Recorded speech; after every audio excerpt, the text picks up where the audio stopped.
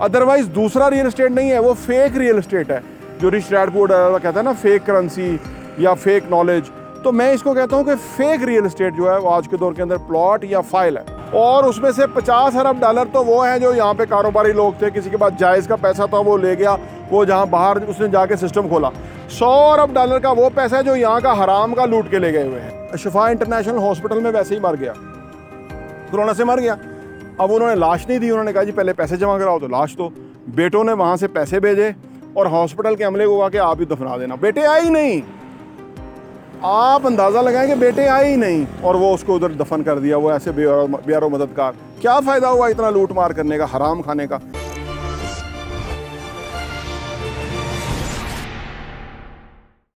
अस्सलाम वालेकुम रहमतुल्लाहि व बरकातहू। मेरा नाम अहमद अकील है, आप देख रहे हैं प्रॉपर्टी NTV।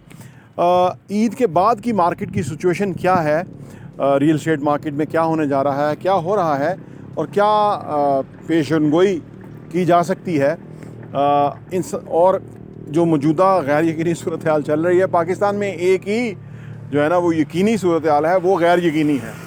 यहाँ पे कुछ लोगों ने ठेका लिया हुआ है कि इस मुल्क को गैर यकीनी सूरत हाल में धकेले रखना है।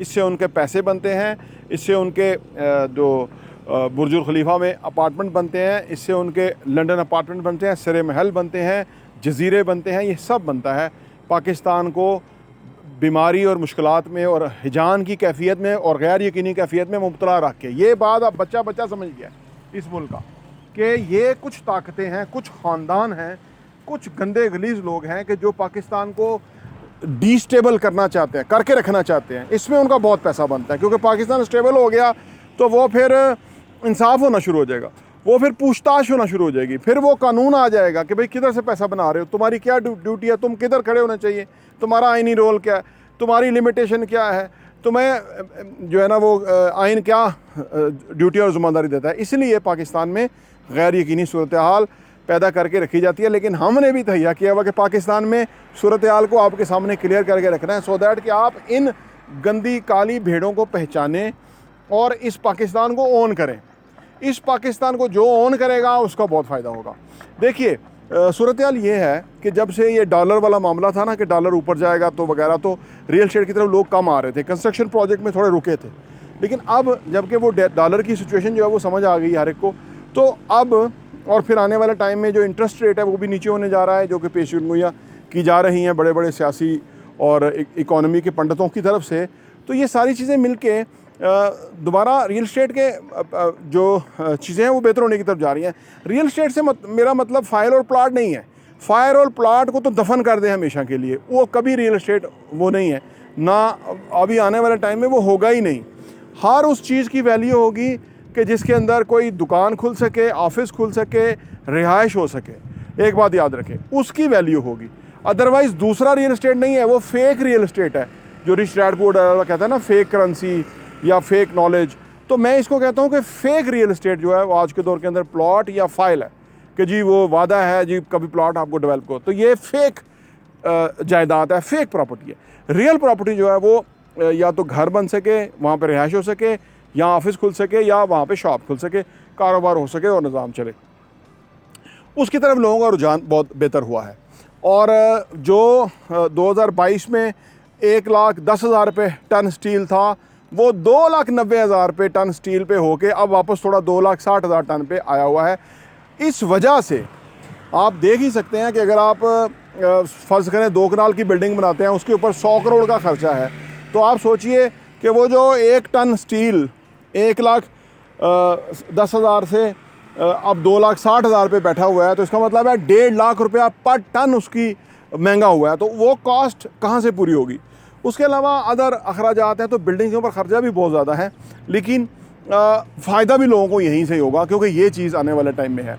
रियल इस्टेट में बुनियादी तौर पे अभी जो आज की एक इंकशाफ किया रात शब्बर जैदी ने कि पाकिस्तानियों के 150 अरब डॉलर के असासे बाहर दुनिया में हैं। कितने? 150 अरब डॉलर के असासे। और उसमें से 50 अरब डॉलर तो वो हैं जो यहाँ पे कारोबारी लोग थे, किसी के पास जायज़ का पैसा था वो ले गया, वो जहाँ बाहर उसने जाके सिस्टम खोला। 100 अरब डॉलर का वो पैसा है जो यहाँ का हराम का लूट के ले गए हुए हैं। तो 150 अरब डॉलर आप सोच सकते हैं कि सिर्फ पाकिस्तान का बैरूनी कर्जा 130 अरब डॉलर है और 150 अरब डॉलर ऑलरेडी बाहर जा चुका हुआ है। हराम कमाने वाला वो हराम ही कमाएगा, हलाल का नवाला अपने औलाद को खिलाने वाला हलाल का नवाला खिलाएगा। ये दो मुख्तलिफ लोग होते हैं, ये दो अलग अलग निज़ाम है। जन्नत दोज़ख भी इसीलिए अलग अलग है कि वो दोज़ख में जाएंगे जो हराम खिलाएंगे, हलाल खिलाने वाला जन्नत में जाएगा। तो ये जो इतना बड़ा पैसा इस मुल्क से जाता है, आप सोचिए, तो ये अगर मुल्क के अंदर ही पैसा होता तो आज पाकिस्तान पता नहीं कहाँ से कहाँ तरक्की किए हुआ होता। सिर्फ इस वजह से इमरान खान करप्शन कह रहा था ना, लोग कहते नहीं जी करप्शन से कोई फ़र्क नहीं पड़ता। अब ज़रा स्टैट्स देखें तो डाटा, उन बंदों को ये स्टैट्स बताएं कि 150 अरब जो है वो लूट के हराम का, यहाँ 100 अरब तो हराम का गया ही है, 50 अरब तो चलो, 50 अरब डॉलर तो चलो वो लोग देंगे जो डर गए हैं, उन्हें पता है कि नैब पकड़ लेगा, कोई FBI वाले पीछे पड़ेंगे, कोई और आईनी जो चोर हैं वो पीछे आ जाएंगे, कुछ ज़्यादती उनके साथ होगी तो वो चले गए हैं यहाँ से छोड़ के, क्योंकि उनकी औलादें आगे पढ़ने के लिए बाहर गई। तो उन्होंने सोचा कि यार इस जहन्नम में रहने की ज़रूरत कोई नहीं है, तो बाहर दुनिया में पैसे वाले को तमाम फैसिलिटीज़ हैं, सहूलियात हैं, उनके लिए एक अच्छी लाइफ है, उनके लिए हर नपातुल्ला जो टैक्स है वो है हर एक के लिए, कोई उनसे हराम नहीं खा सकता, कोई रिश्वत का तकाजा नहीं कर सकता, तो वो वहाँ चले गए। तो 100 अरब डॉलर ये हराम का लूट के ले गए यहाँ पे, लेकिन इनको नसीब नहीं होगा। ये रहमान मलक, एक मिसाल देखें, रहमान मलक ने भी बहुत हराम लूटा था। डस्के का रहने वाला एक मामूली क्लर्क से शुरू होने वाला बंदा, फिर वो FIA का चेयरमैन बना, फिर वो बेनज़ीर का दोस्त हो गया, फिर वो बेनज़ीर के घर में रहना शुरू हो गया, खूब पैसा लूटा, लूट के जहन्नम भर दिए। और फिर क्या हुआ, कोरोना आ गया। कोरोना आया तो शिफा इंटरनेशनल हॉस्पिटल में वैसे ही मर गया, कोरोना से मर गया। अब उन्होंने लाश नहीं दी, उन्होंने कहा जी पहले पैसे जमा कराओ, तो लाश दो। बेटों ने वहाँ से पैसे भेजे और हॉस्पिटल के अमले को कहा कि आप ही दफना देना। बेटे आए ही नहीं, आप अंदाज़ा लगाएं कि बेटे आए ही नहीं, और वो उसको उधर दफन कर दिया। वो ऐसे बेयारो मददगार, क्या फ़ायदा हुआ इतना लूट मार करने का, हराम खाने का, कि आगे औलाद को खिलाया और औलाद आके उसने दफन भी नहीं किया अपने हाथों से। ये इस तरह के इबरतनाक, परवेज़ मुशर्रफ का आप देख लीजिए, वो मुक्के लहराता था, वो बड़ा बहादुर था, दुम दबा के भागा और किस गंदी मौत मरा।